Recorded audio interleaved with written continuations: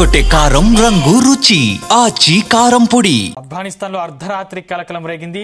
పొరుగున ఉన్నటువంటి పాకిస్తాన్ ఆఫ్ఘనిస్తాన్ పై వైమానిక దాడికి దిగింది.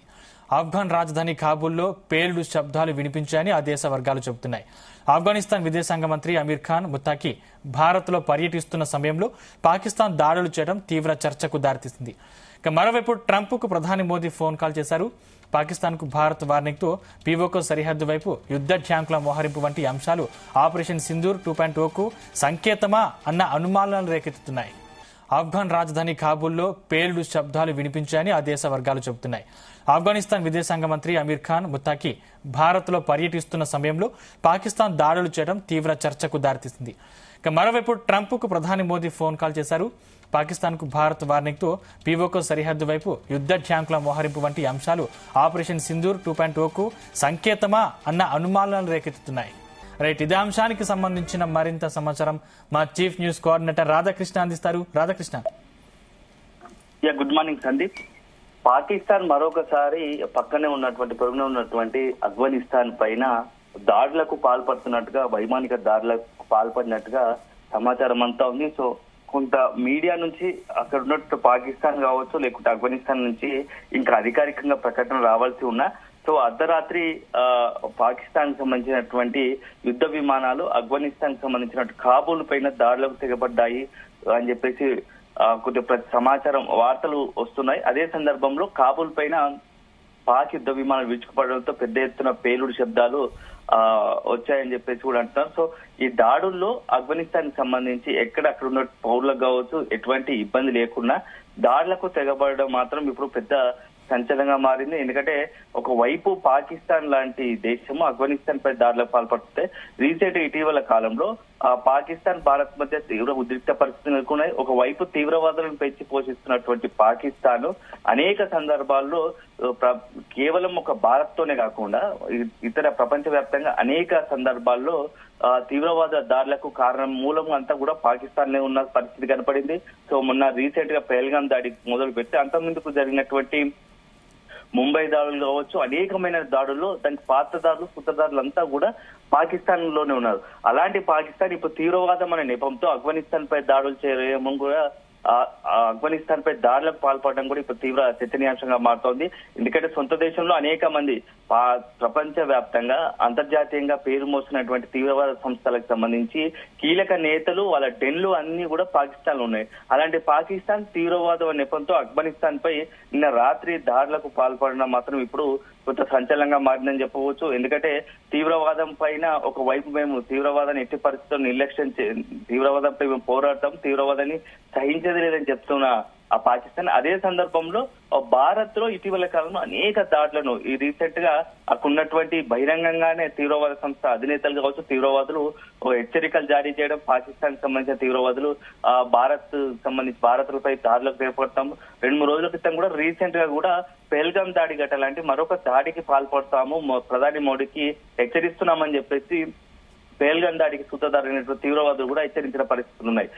ఇదిలో ఉంటే ఒకవైపు ఈ ఒక తీవ్రవాదులకు సంబంధించి మొత్తం కర్మకర్త క్రియ అన్ని కుట్రలు పాకిస్తాన్ లో జరుగుతుంటే అదే పాకిస్తాన్ ఇప్పుడు ఆఫ్ఘనిస్తాన్ లో తీవ్రవాదులు తమపై దాడులకు పాల్పడుతున్నారు, ఇది ఖచ్చితంగా మేము ఉపేక్షించబోము, మా వంతుగా మేము చర్యలు తీసుకుంటామని దాడులకు పాల్పడడం మాత్రం ఇప్పుడు మొత్తంగా కూడా కొంత పాకిస్తాన్ తీరుపైన చర్చ జరుగుతా ఉంది. ఎందుకంటే ఒకవైపు ఆఫ్ఘనిస్తాన్ సంబంధించి విదేశాంగ శాఖ మంత్రి అమీర్ ఖాన్ ముత్తా భారత్ లో వారం రోజులుగా పర్యటిస్తున్నారు. ఇక్కడ ఉన్నటువంటి భారత్ తో కొంత ఆఫ్ఘనిస్తాన్ సన్నిహిత సంబంధాలు ఏర్పాటు చేసుకోవడానికి, మంచి సంబంధాలు ఏర్పాటు చేసుకోవడానికి ప్రయత్నిస్తున్న క్రమంలో ఆఫ్ఘనిస్తాన్ విదేశాంగ శాఖ మంత్రి భారత్ లో పర్యటిస్తున్న నేపథ్యంలోనే ఆఫ్ఘనిస్తాన్ లో దాడులు జరగడం వెనుక కూడా, దాడులు పాల్పడడం వెనుక కూడా ఏదైనా కుట్ర ఉందా? ఎందుకంటే ఆఫ్ఘనిస్తాన్ భారత్ వైపు వెళ్తుందా?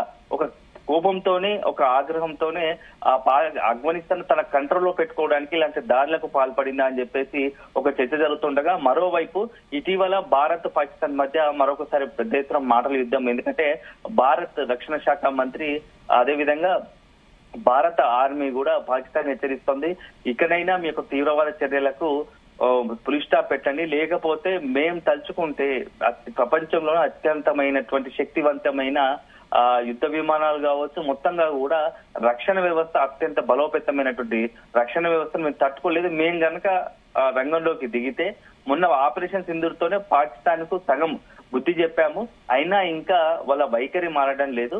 మేం గనక తలుచుకుంటే అసలు మొత్తం ప్రపంచ పటంలో పాకిస్తాన్ ను మొత్తం పాకిస్తాన్ లేకుండా చేయగలం, 15 నిమిషాలు చాలు మాకు సమయం అని చెప్పేసి రక్షణ శాఖ మంత్రితో పాటు మొత్తం ఆర్మీ కూడా ప్రకటించిన పరిస్థితి ఉంది. సో ఈ నేపథ్యంలో పాకిస్తాన్ మన భారత్ ఏదైతే చేశారో దానికి కౌంటర్ గానే ఆఫ్ఘనిస్తాన్ పై దాడులు పాల్పడడం, అదే సందర్భంలో భారత్ వైపు అంటే పిఓకే సరిహద్దులో పెద్ద ఎత్తున యుద్ధ ట్యాంకర్లు మళ్లించడం, యుద్ధ విమానాలను కూడా తరలిస్తున్నట్టుగా ఇప్పుడు ఒక వార్తలు వస్తున్నాయి. అంటే ఒక రకంగా భారత్ ను మరొకసారి రెచ్చగొట్టే విధంగా ప్రయత్నాలు చేస్తుందని చెప్పేసి ఒక ప్రచారం జరుగుతుంది. ఎందుకంటే పేల్గన్ దాడి ఘటన తర్వాత భారత్ ఆపరేషన్ సింధూర్ చేపట్టింది. ఆపరేషన్ సింధూర్ లో కుక్క చావు దాదాపుగా పాకిస్తాన్ శరణోభవ అన్నట్టు ప్రధాని నరేంద్ర మోడీ కాళ్ళ మీద పడ్డట్టుగా పరిస్థితి ఏర్పడ్డది. సో అయిన వైఖరి మారలేదు. మీరు దాడులు వేస్తే పాకిస్తాన్కే ఇబ్బంది పరిస్థితి వస్తుందని చెప్పేసి శరణు వేడుకుంటే ఆపరేషన్ సింధూర్ ను మనం నిలిపివేస్తాం తాత్కాలికంగా.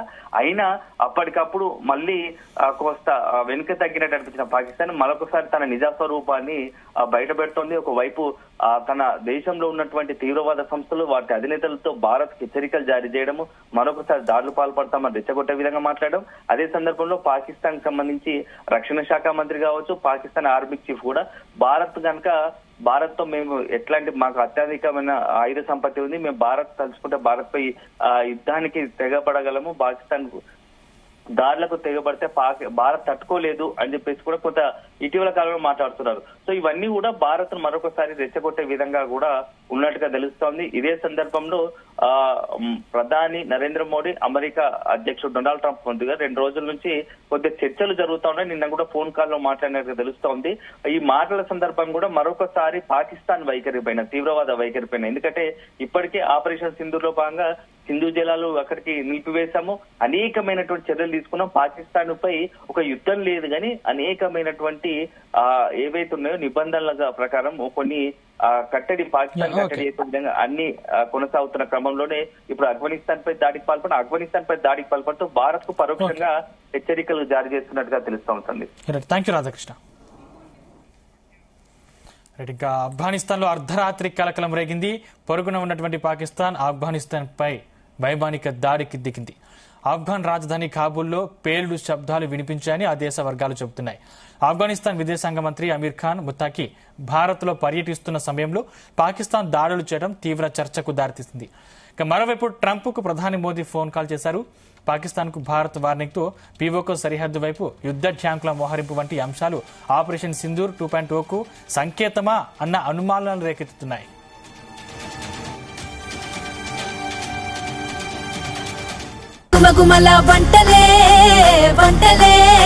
తెరకొట్టే కారం రంగు రుచి ఆచి కారం పొడి.